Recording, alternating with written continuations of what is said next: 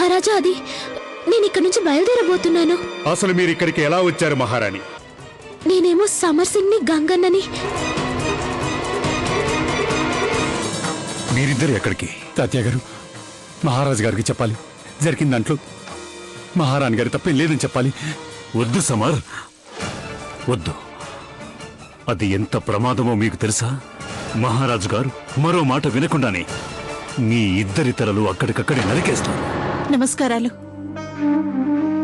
పెద్దమ్మా. సుఖీభవ మహారాజా. మీరు గొప్పవారు మహారాజా. తమరు అలాంటి వార్త విన్న తర్వాత కూడా ఎంతో ధైర్యంగా, ఎంతో ఓర్పుగా ఉన్నారు. మీ సహనాన్ని ప్రశంసించాల్సిందే మహారాజా. అలా ధైర్యంగానే ఉండండి. మహారాణి గారు మళ్లీ గర్భవతి కావటంలో ఇబ్బందులు ఉండవచ్చు, కానీ మళ్ళీనా?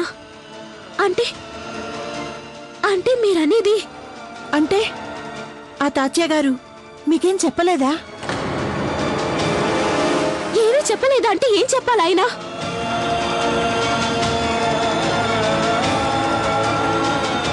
మీరు మాట్లాడరు పెద్దమ్మా. ఏమిటో చెప్పండి పెద్దమ్మా. తమరి బిడ్డ ఈ లోకంలోనికి రావటానికి ముందే వెళ్ళిపోయిందమ్మా.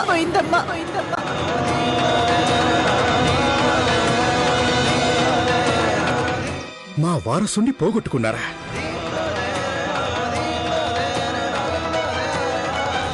ఆగండి మహారాజా, నేను చెప్పేది కొంచెం వినిపించుకోండి. నేను చెప్పేది నిజం.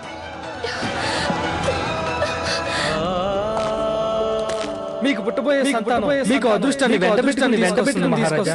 ఈ ఝాన్సీ వాసు రాజకుమారునికి రెప్పలా చూసుకుంటారు మహారాజా. తమరి బిడ్డ ఈ లోకంలోనికి రావటానికి ముందే వెళ్ళిపోయిందమ్మా.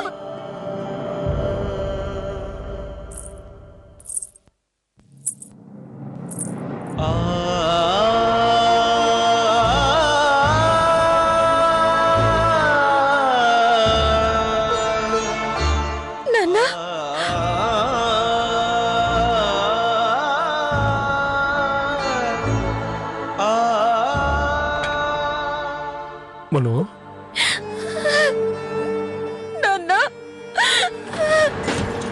మను ఏమైందమ్మా? మహారాణి గారు ఏమైంది? మహారాణి గారు ఏమైంది?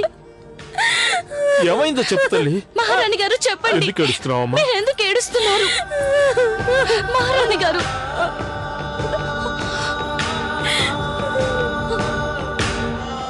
అసలు ఏం జరిగిందో చెప్పమ్మా. ఏం జరిగింది తల్లి?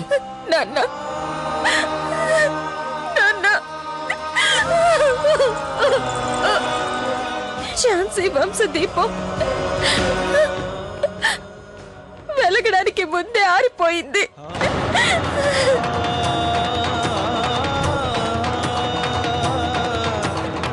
భార్యగాను రాణిగాను ఈ రెండు రకాలుగాను నువ్వు ఆయన్ని నిరాశపరిచావు. నేను ఆయన కళ్ళల్లో నీ పట్ల పొంగి పొర్లుతున్న వాత్సల్యాన్ని చూశాను. కానీ నువ్వు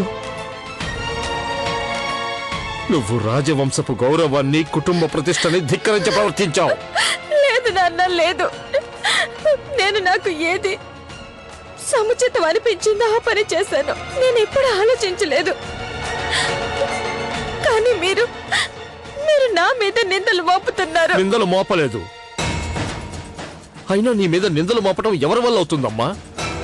ఎవరేమనుకున్నా నువ్వు చేయదలుచుకున్నదే చేస్తావు. నీకు నచ్చిందే చేస్తావు. నువ్వు ఇంతవరకు ఎవరి మాట అయినా విన్నావా? మహారాణి గారు, తమరికి ఏది న్యాయం అనిపిస్తుందో అదే చేయండి అమ్మా. ఇంకేమనమంటావు? నీకు తండ్రినే, కానీ ప్రతిసారి తల్లిలాగా నీకు నచ్చ చెప్పాలని ప్రయత్నించాను. ఏం లాభం? నీ పంతమే నీకు ముఖ్యం. నీకేది నచ్చితే అదే చేస్తావు. నువ్వు అలాగే చేసుకో అమ్మా. బాగుపడటానికి ప్రయత్నించమ్మా.